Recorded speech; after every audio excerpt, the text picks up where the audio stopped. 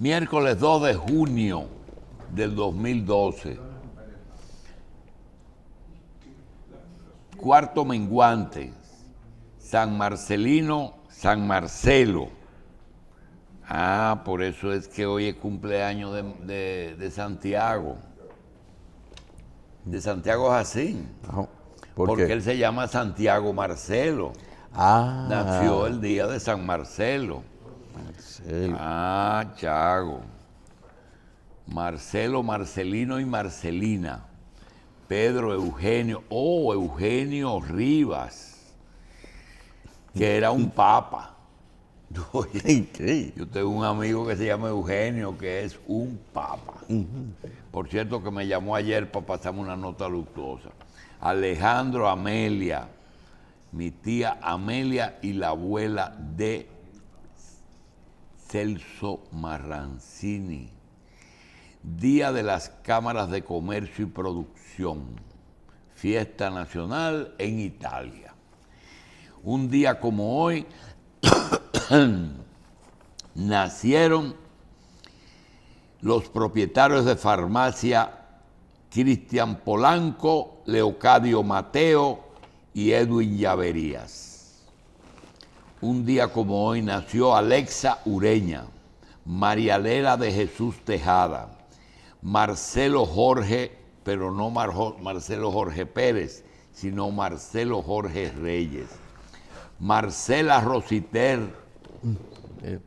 Que le cabe la felicitación, que le cabe la felicitación por día de sus por años. llamarse Marcela. Marcela Rositel.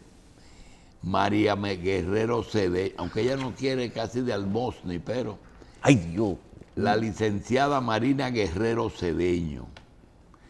El político y exalcalde de Moca Silverio Antonio López Gutiérrez, político y médico.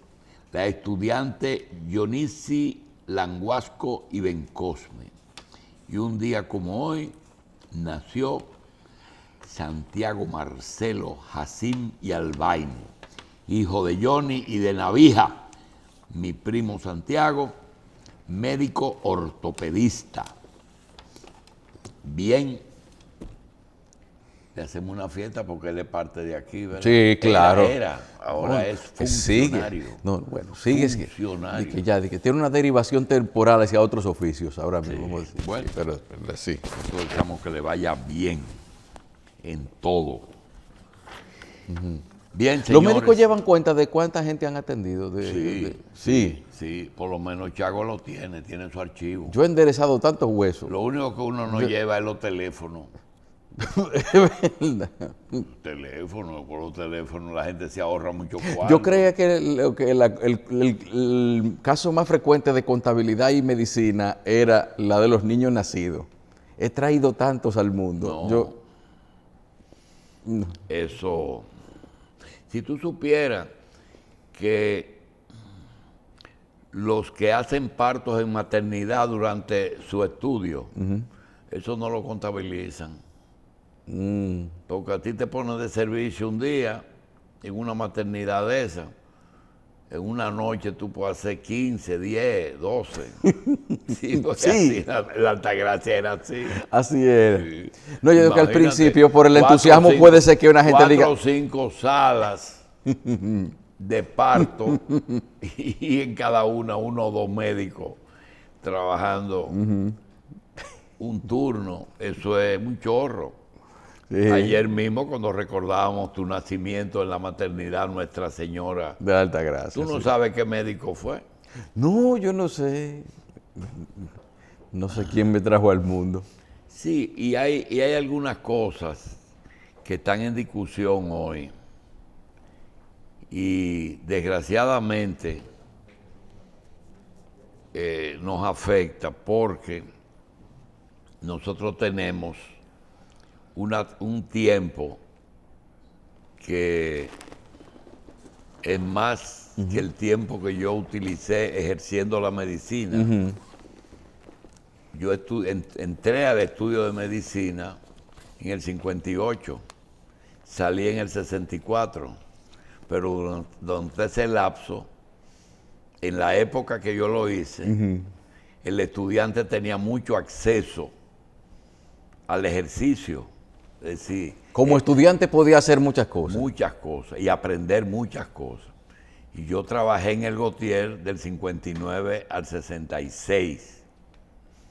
Es decir, que son 7, 8 años que trabajé ahí. Wow.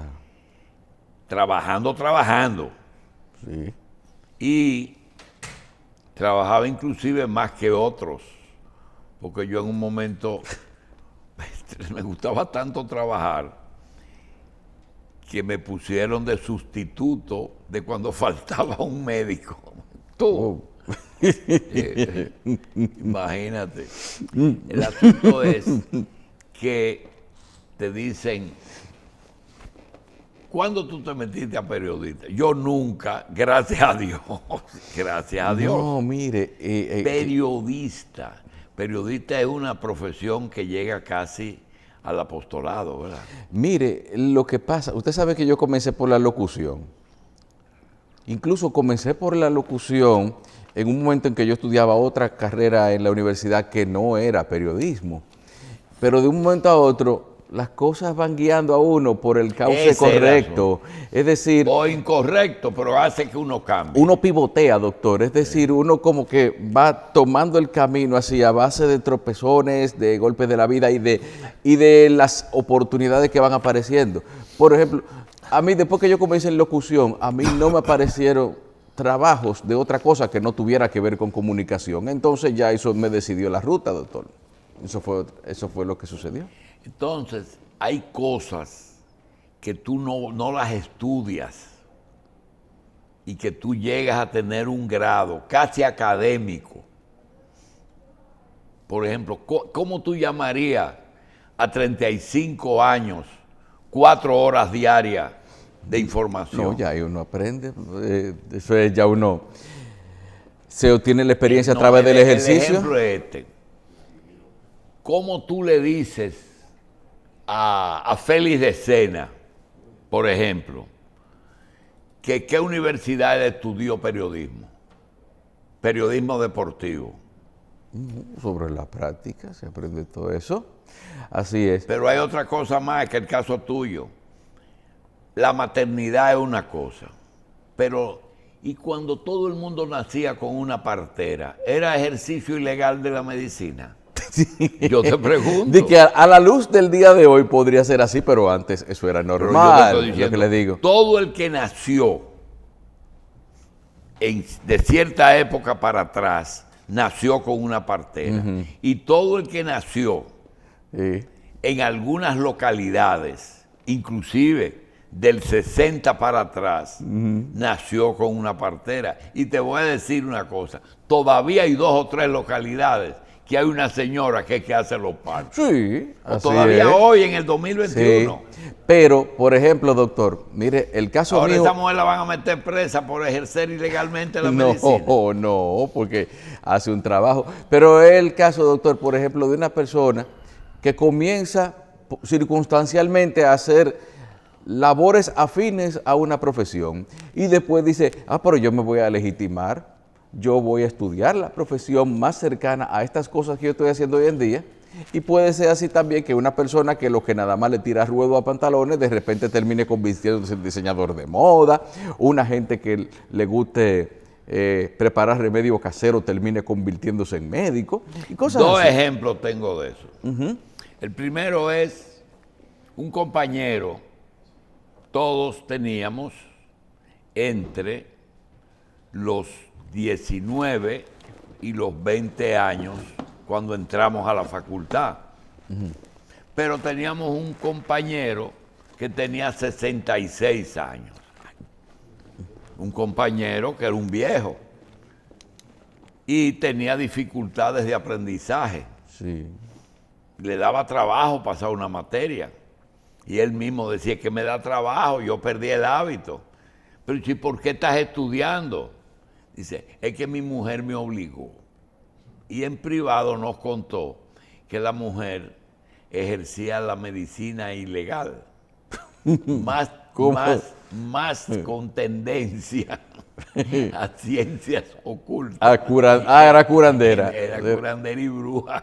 Y la mujer no quería que la persiga, y entonces graduó al marido de médico. Para poderla legalizar ella con el paciente, y él firmaba la receta.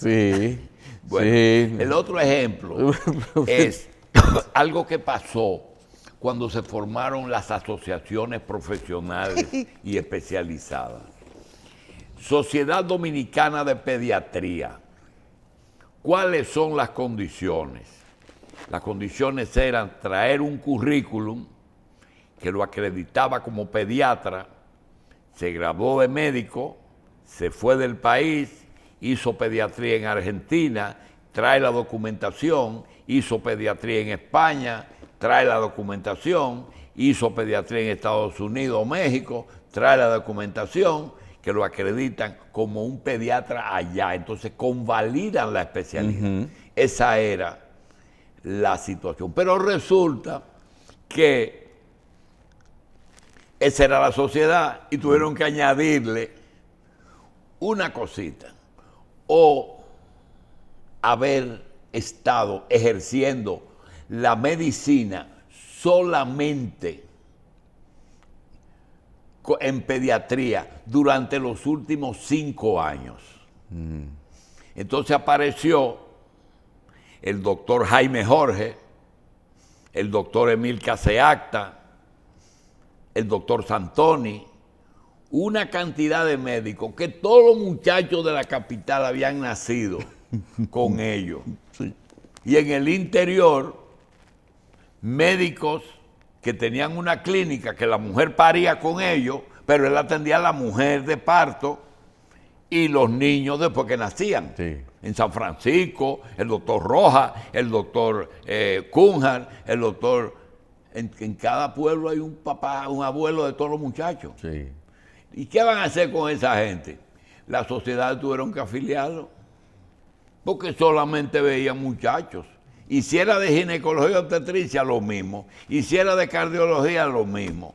Entonces, el ejercicio de una profesión, por el simple hecho de ejercerlo sin problemas de tipo legal, durante hasta cierto tiempo, ya no, después entonces se formalizó, ¿verdad? Ese es un tema que ya está muy probado. Claro. ¿Verdad? Así que usted es locutor, periodista, productor de televisión y orador público. Porque tú debes hago mi maestría de ceremonia. También hay otras cosas que... Una vez nos hicieron sacar el carné de locución a todos los productores de televisión. ¿Tú lo sabías?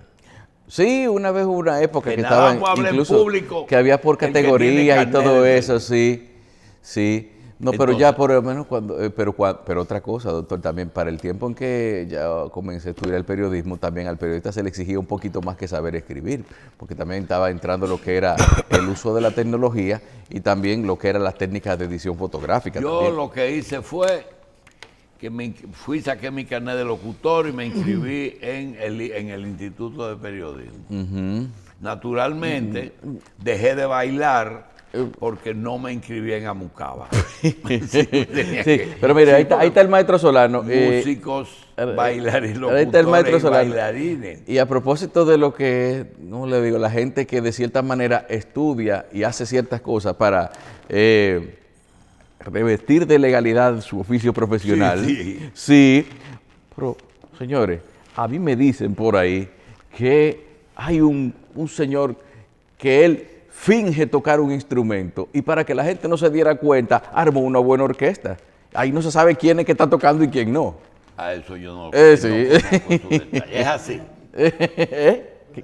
No, es otro. No. ¿Y por qué él se asumió eso? Eso son actitudes personales de él. Pero él entendió como una indirecta. No, es otro. Es un instrumento de viento, maestro, ya.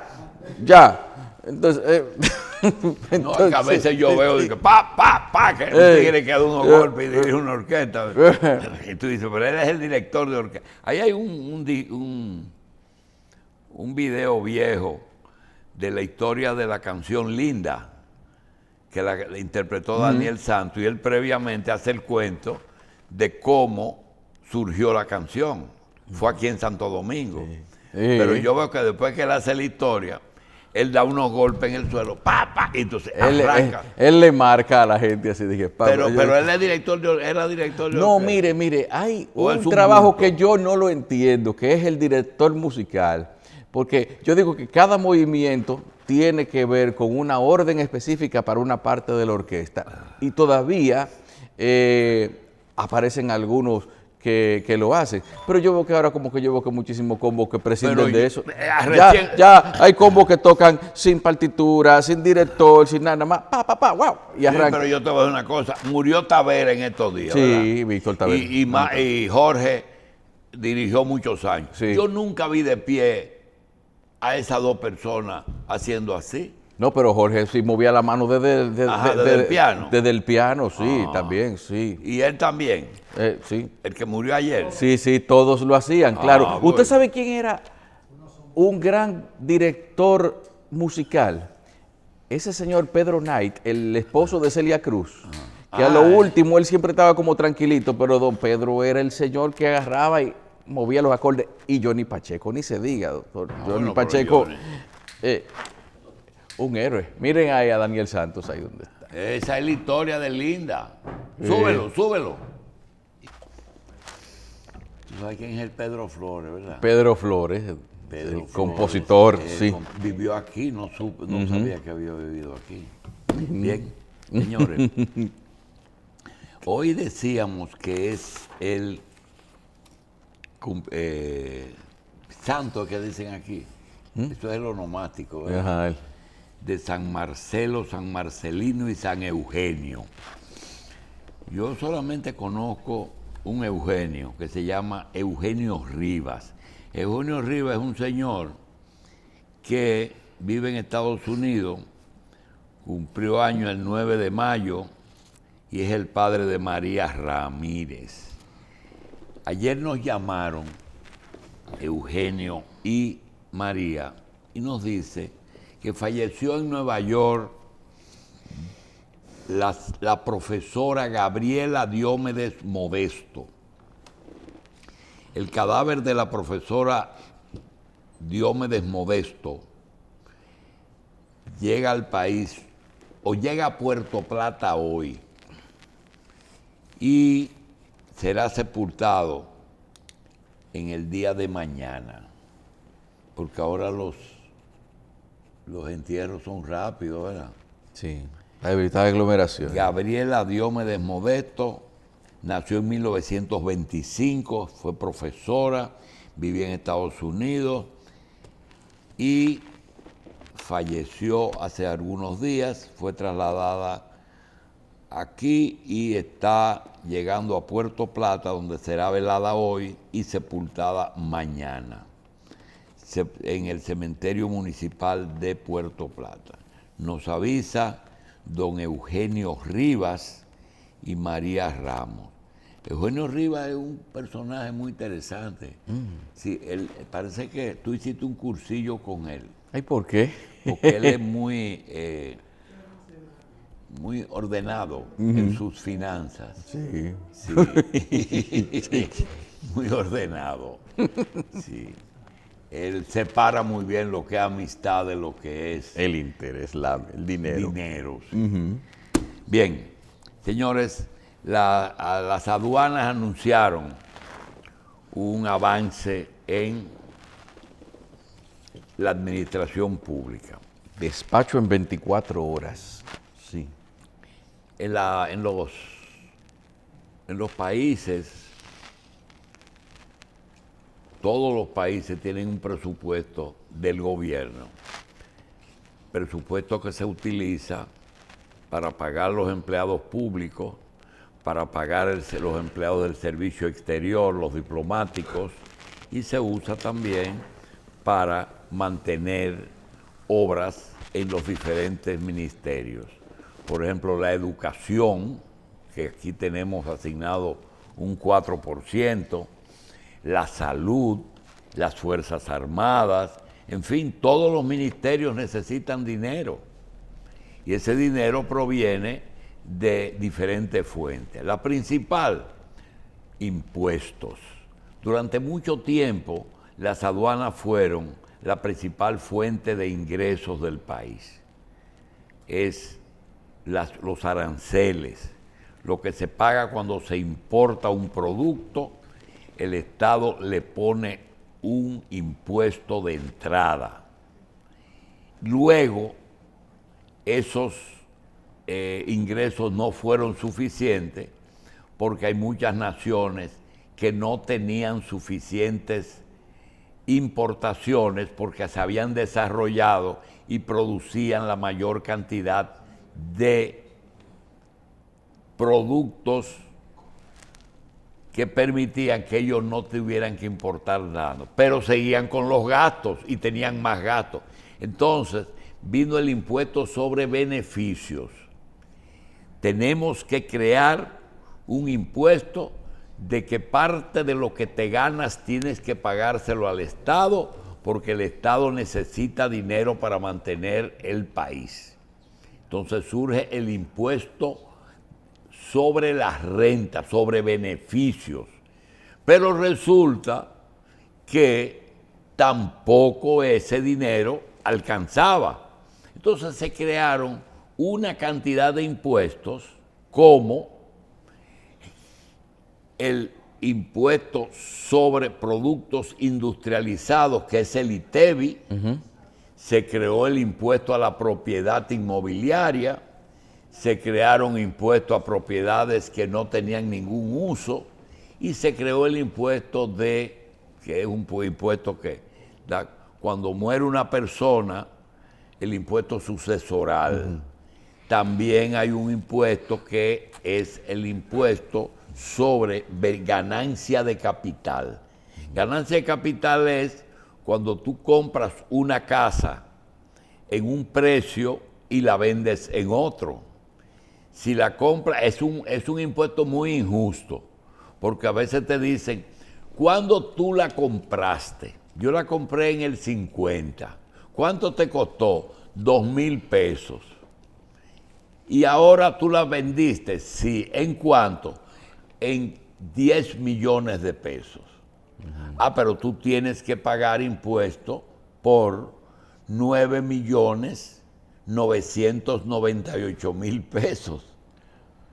Sí, pero... Sí, porque es ganancia de capital. Sí, pero hay que debería meterle la tasa de inflación. Entonces, yo creo que eso existe, no estoy seguro. Pero ese es un impuesto, ganancia de capital.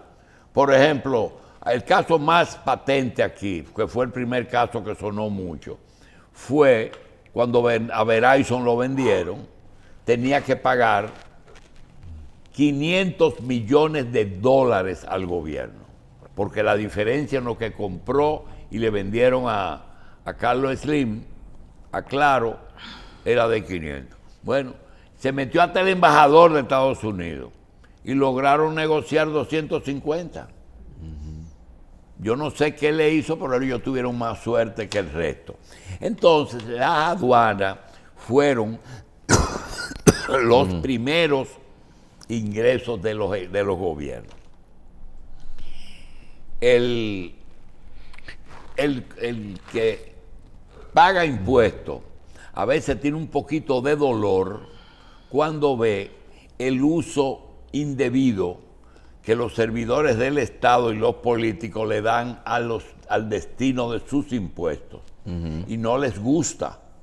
Entonces lo usan de pretexto. Yo no voy a pagar impuestos para que no se los roben. Realmente a nadie le gusta pagar impuestos porque no es cómodo. En Estados Unidos se paga un médico que se gane $300,000 en un año. A veces tiene que pagar $100,000 de impuestos. Sí. Porque no tiene gasto. Y le quitan la tercera parte.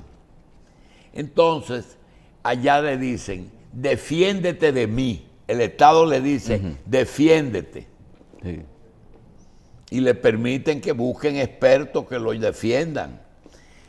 Pues aquí las aduanas eran importantes, todavía son importantes, y hay un alto porcentaje del presupuesto que se cubre con los impuestos de las aduanas. Las aduanas tienen muchas dificultades porque se han buscado formas de evadir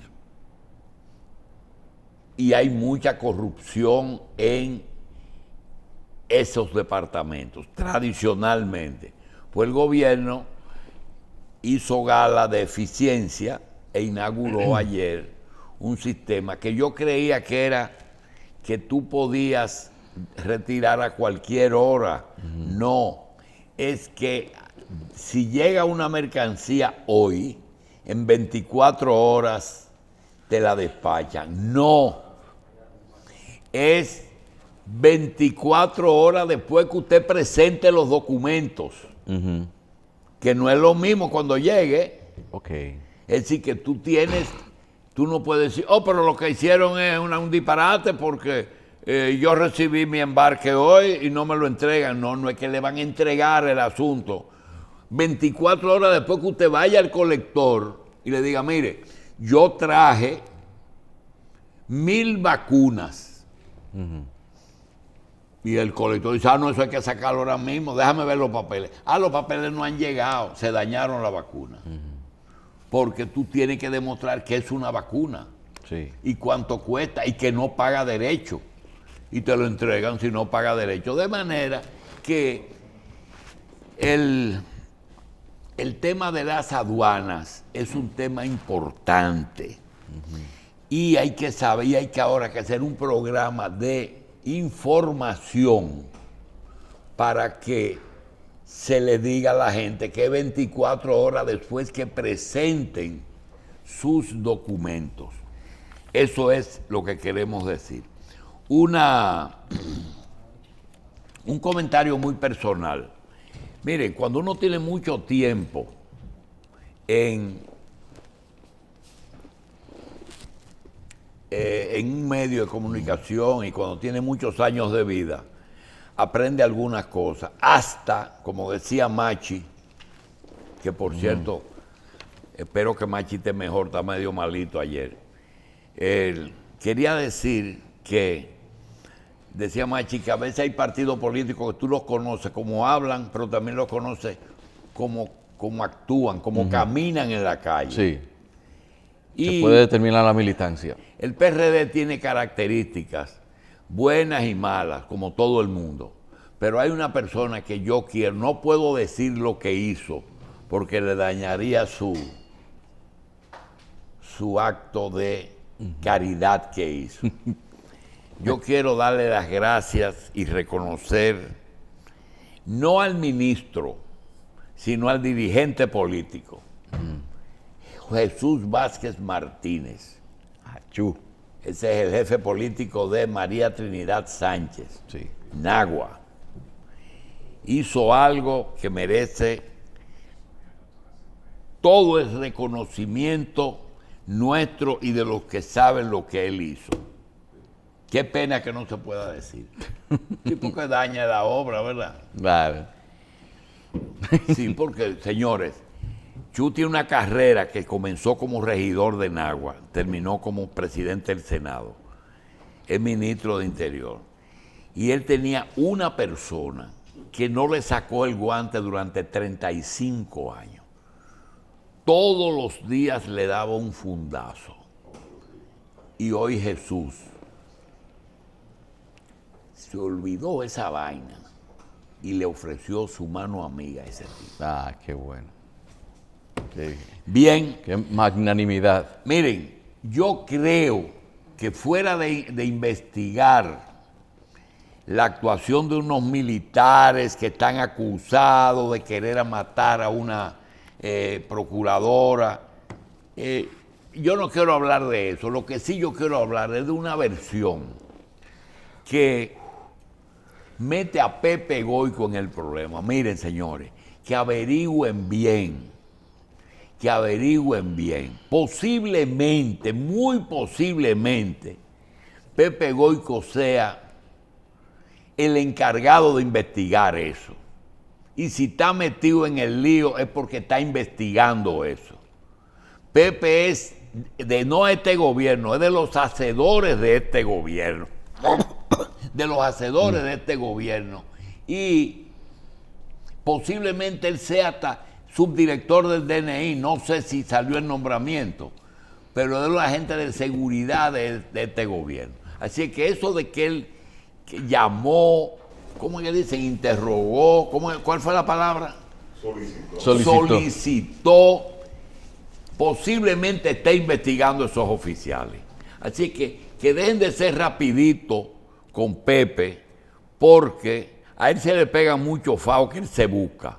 Pero yo quiero decir que estoy seguro que él no está en nada en contra, al contrario, tiene que estar investigando ese caso. Es mi opinión y casi estoy seguro de eso, porque conozco el trabajo que ha hecho Pepe con Hipólito por un gobierno que ellos hicieron. Así es que quería decir eso. Bien, finalmente quiero decir que aquí hay mucha gente que tiene mucho cuarto por pila, y muchos activos y muchas cosas. Y que en estos 14 meses de pandemia, ese capital, esos activos, se han variado un poquito, o han aumentado, o han disminuido, se han quedado igual, pero no han tenido algún tipo de peligrosidad. Algunos han quebrado, gente con mucho cuarto ha quebrado. Algunos han perdido mucho, otros han perdido menos. Algunos se les ha ido igual que siempre, pudieron navegar. Y unos pocos han ganado mucho. Ahí publican los estados de los bancos. Nunca un banco ha ganado tanto cuarto como en el 20. Entonces me digo, qué milagro. ¿Por qué? Porque se han aprovechado de facilidades que el gobierno ha dado, que en vez de transferirle al público usuario de los bancos, lo usaron los dueños en beneficio de ellos. Pero eso no se dice. ¿Y por qué tú tuviste beneficio si el país estaba en quiebra? ¿Cuál es el motivo de que a los bancos le ha ido tan bien? Ay, ten cuidado que con los bancos se pueden ir a la M. Ellos y los dueños toditos. Ellos no tienen derecho a tener tanto beneficio en medio de una crisis. Están como el rico MacPato, bañándose en dinero, o pero estamos locos. Y algunos han aprovechado la crisis, el mismo gobierno. Lo que pasa es que dicen, el gobierno dominicano está perdiendo, tiene que buscar cuartos. Por ejemplo, yo no creo que el gobierno haya comprado mochilas. No creo que el gobierno se ahorró mucho desayuno escolar. Creo. Pero también el gobierno tuvo que comprar muchas vacunas. Es decir, lo que se ahorró en un sitio, lo invirtió en otro. Así también mucha gente que le ha ido igual que al gobierno, tuvieron problemas, y otros que son avivatos aprovecharon la crisis para resolver ciertos problemas de tipo laboral. ¿Tú oyes? Sí, porque aquí hay comerciantes que quieren que extiendan el horario, pero que le sigan pagando los sueldos a los empleados. ¿Cómo se llama aquella cosa? El FASE, el FASE. No se puede todo. De eso vamos a hablar mucho, porque llegó el doctor William Hanna Tactum.